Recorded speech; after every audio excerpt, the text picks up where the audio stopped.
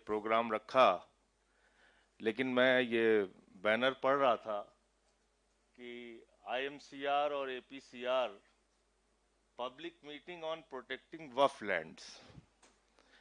अब मुझे लगता है कि आगे आपको ये जैन टेम्पल लैंड्स भी लिखवाना पड़ेगा, उसके बाद टेम्पल लैंड्स भी लिखवाना पड़ेगा, फिर आपको गुरुद्वारा लैंड्स भी लिखवाना पड़ेगा और चर्च के लैंड्स भी लिखवाना पड़ेगा, क्योंकि इस वफ के कानून के बाद 90 साल पुराना जैन धर्म का मंदिर वहां गिरा दिया गया मुंबई के अंदर। बोध गया में लड़ाई चल रही है कि वहां पे भी कमेटीज में उनके जबरदस्ती गैर बौद्ध को उसमें शामिल किया गया है। तो ये लड़ाई यहां तक सिर्फ सीमित रहने वाली नहीं है, और मैंने पार्लियामेंट में भी कहा था और यहां पे भी इस बात को कह रहा हूं कि इसके पीछे का जो बड़ा मकसद है, क्योंकि वफ की जमीनें सब प्राइम लोकेशंस पे हैं, तो उन सारी जमीनों को कब्जा करके अपने दोस्तों को वो जमीन प्रधानमंत्री देना चाहते हैं। ये मेरा सीधा आरोप है, मैं घुमा फिरा के बात नहीं करता, एकदम सीधा आरोप है। और ये इसके पीछे का मकसद यही है, और आगे यही चर्च के साथ होगा, मंदिरों के साथ होगा। अयोध्या में अडानी को 23,000 एकड़ जमीन रक्षा विभाग की दी गई है, उसमें 2 बाबाओं का भी नाम है। आपने एक कानून इस देश के अंदर बनाया, अभी हमारे साथी सांसद संविधान की बात करके गए, संविधान में कुछ आपको मौलिक अधिकार दिए गए जिसमें कहा गया कि इसमें कोई परिवर्तन नहीं होगा, ये तो आपका फंडामेंटल राइट्स है। और संविधान की धारा 25 से लेकर 28 तक 29 तक यह बताती है कि हिंदुस्तान में रहने वाले हर नागरिक को अपनी धार्मिक मान्यताओं के हिसाब से पूजा करने की, अर्चना करने की, उपासना करने की, इबादत करने की, प्रेयर करने की, गुरु ग्रंथ साहब का पाठ करने की पूरी आजादी है, और अपनी धार्मिक संपत्तियों के प्रबंधन की पूरी आजादी है। इसमें कोई नरेंद्र मोदी और कोई बीजेपी वाला कुछ नहीं कर सकता। यह कानून हमको बाबा साहब डॉक्टर भीमराव अंबेडकर के द्वारा लिखे गए संविधान से मिला है, और यह बिल एक गैर संवैधानिक बिल है, इसलिए हम इसका विरोध कर रहे हैं। ये एक अनकॉन्स्टिट्यूशनल बिल है। और अभी सिन्हा साहब जब यहां पे बोल रहे थे, वो कह रहे थे कि एक प्रोपेगेंडा फैलाया गया इस बिल के लाने के पहले पूरे देश में। हिटलर के प्रचार सचिव का जिक्र भी उन्होंने किया। क्या क्या कहा गया? मैं जेपीसी का मेंबर था वफ कमेटी में, तो कहा गया कि साहब जिस भी जमीन को मुसलमान चाहे उसको वफ घोषित कर दे, और वफ बोर्ड कहता है ये वफ हो गई तो वफ हो गई। तो जब वफ बोर्ड के लोग आए वहां पे और सेंट्रल गवर्नमेंट के भी ऑफिसर बैठे हुए थे, तो हमने कहा कि ऐसा है क्या? कहने लगे नहीं साहब। हमने कहा तो क्या प्रक्रिया है? तो कहने लगे कि जिसकी जमीन है वो एक फॉर्म भरेगा, उस फॉर्म को भर के देगा कि हम ये अपनी जमीन वफ करना चाहते हैं, और उसके बाद आपत्ति के लिए एक समय दिया जाएगा कि ये जमीन इंस्पेक्टर उसको जांच करेगा, सर्वेयर उसकी जांच करेगा, और आपत्ति के लिए एक निश्चित समय दिया जाएगा कि अगर किसी को इस जमीन के दान में कोई आपत्ति है तो अपनी आपत्ति दर्ज करा सकता है। उसके बाद वो समय निकल जाने के बाद वो संपत्ति वक्फ में दर्ज की जाती है। ये प्रक्रिया है। हमने कहा दूसरा, कह रहे हैं साहब ये 6 महीने के अंदर कागज देना होगा। तो एक सुप्रीम कोर्ट का एफिडेविट मिला वहां पे, जेपीसी के मीटिंग के दौरान जावेद भाई थे, आपने देखा होगा। गवर्नमेंट ऑफ इंडिया ने, यानी कि भारत सरकार ने, नरेंद्र मोदी जी की सरकार ने 2022 में सुप्रीम कोर्ट में लिख के दिया है कि हिंदुस्तान की 99.2% संपत्ति ऑनलाइन हो चुकी है, वामसी पोर्टल पे इसको पड़ा डाल चुके हैं, ये सारी जांच हो चुकी है, ये सब पंजीकृत हो चुकी है, और ये सारी की सारी प्रॉपर्टी रजिस्टर्ड है, इसके कागजात चेक किए जा चुके। तो हमने कहा फिर आपको क्यों कागज चाहिए? और एक स्टेटमेंट मिला मुझे उस समय के जो मुख्तार अब्बास नकवी साहब मंत्री थे, उनका स्टेटमेंट था। उन्होंने कहा कि देश की 100% संपत्ति जो है वो डिजिटाइज्ड हो चुकी है, वक्फ की संपत्ति। फिर कागज किस बात के लिए आपको चाहिए?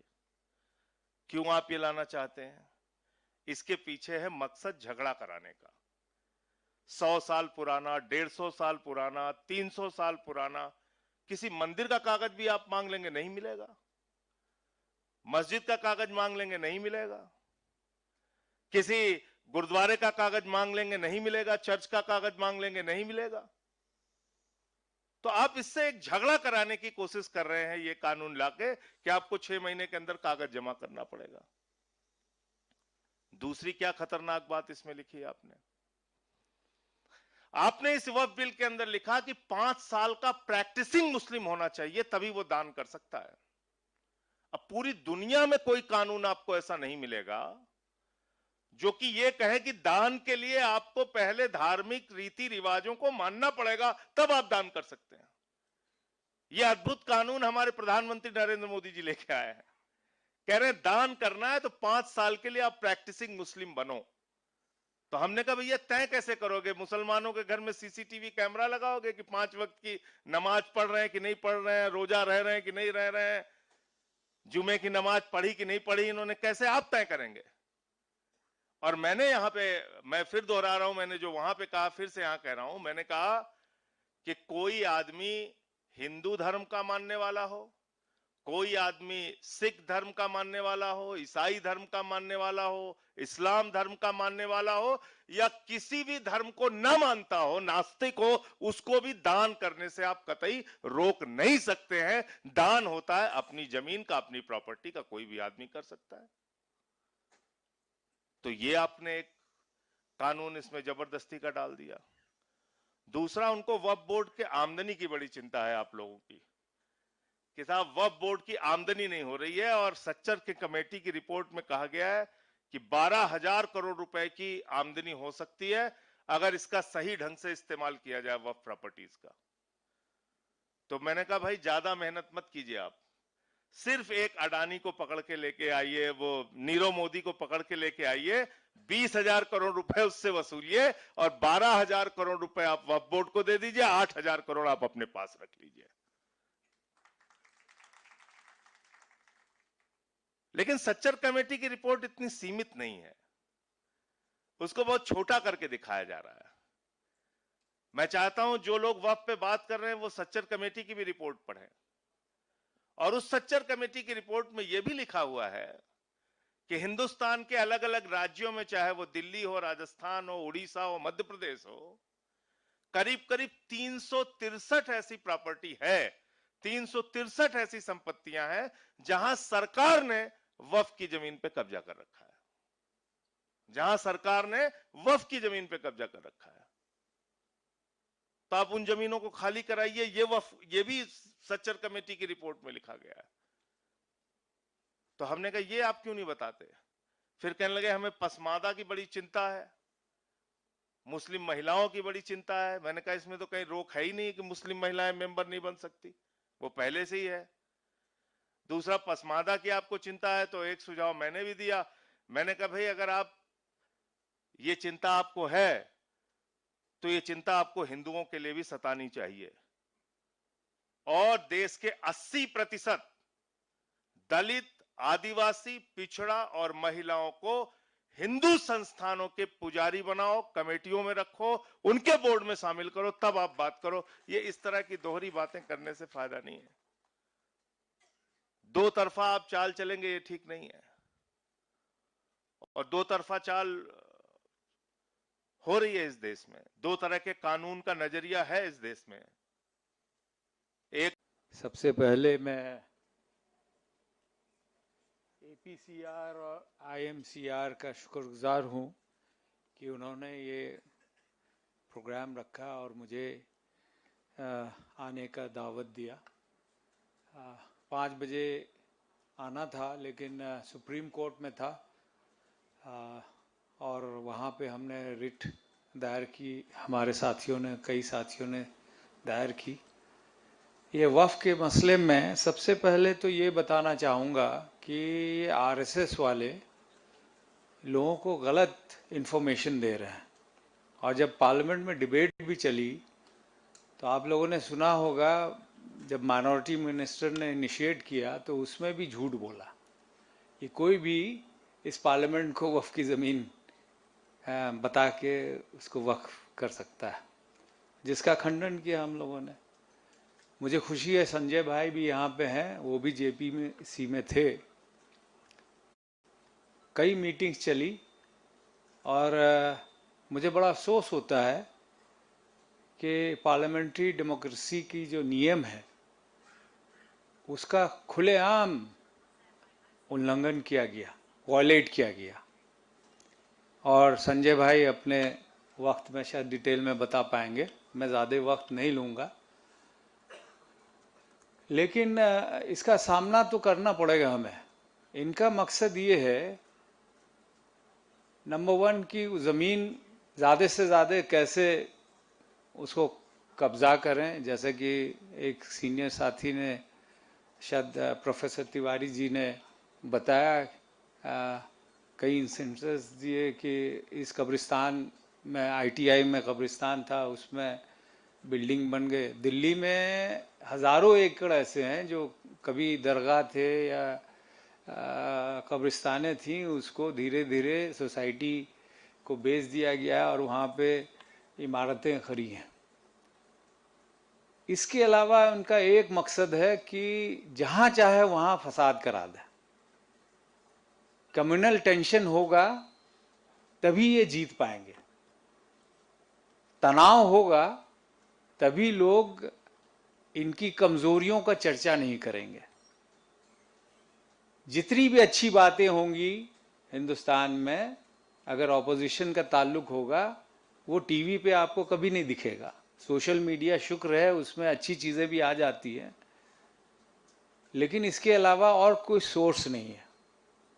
तो आप लोगों ने जो ये जलसा यहाँ पे शुरू किया, मैं आप लोगों से विनती करना चाहता हूँ कि इसको ज़्यादा से ज़्यादा जगह पे आपको ले जाने की ज़रूरत है। इसको हर स्टेट में, हर ज़िले में, हर ब्लॉक और गांव तक अगर पहुंचा पाएँ तो आप ज़रूर कोशिश करें। आपको लोग इंतज़ार कर रहे हैं, और सिर्फ मुसलमान नहीं,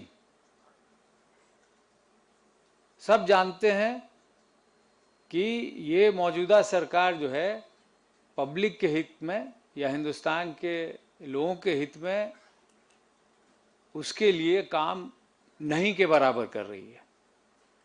और सच्चाई बताना हमारा फ़र्ज़ है, और सच्चाई बताने से हमें यकीन है कि हम लोग को समर्थन मिलेगा। आज अभी कुछ देर कबल हमारे एक युवा साथी ने, स्टूडेंट, उन्होंने कहा कि हमें एजिटेट करना होगा, लेकिन फिर केस हो रहे हैं। तो उनका मकसद ही यही है, डराना। डरना नहीं डरना ये आपकी बात है। उनसे कबल एक professor, I missed your name sir, उन्होंने बताया, उन पे केस भी कई, लेकिन खुलेआम उन्होंने कहा कि भाई जहाँ भी जाना होगा जाएंगे, जो सही है वो बताएंगे। तो सबसे पहले मेरी गुजारिश होगी कि जिस तरह आपके मेंबरान, अभी दानिश भाई थे, फिर हमारे रहुल्ला साहब हैं, इकरा थी यहाँ पे, हमारे बर्श साहब हैं, हमें भी जब जब मौका मिला है, हम लोग की आवाज़ कभी कमज़ोर नहीं रही पार्लियामेंट में। और जब भी बोलने का मौका मिला, पूरे मन से बोला, बेखौफ। और हालांकि शुक्रगुजार हम हैं कि जितने भी अपोजिशन मेंबर थे, हर पार्टी के एकजुट होके बहुत मजबूती के साथ, जो लोग मेंबर थे जेपीसी में, वहाँ भी आप लोगों ने देखा होगा किस तरह लोगों ने ऑब्जेक्ट किया कई चीज़ों को। और पार्लियामेंट में डिबेट में भी आप लोगों ने सुना होगा, वोटिंग में भी सुना होगा। अभी इकरा ने बताया कि 230 या 34 इस तरह ऑपोजिशन के वोट्स पड़े थे। और सबसे आखिर में मैं यही कहूँगा कि डरने की कोई ज़रूरत नहीं है।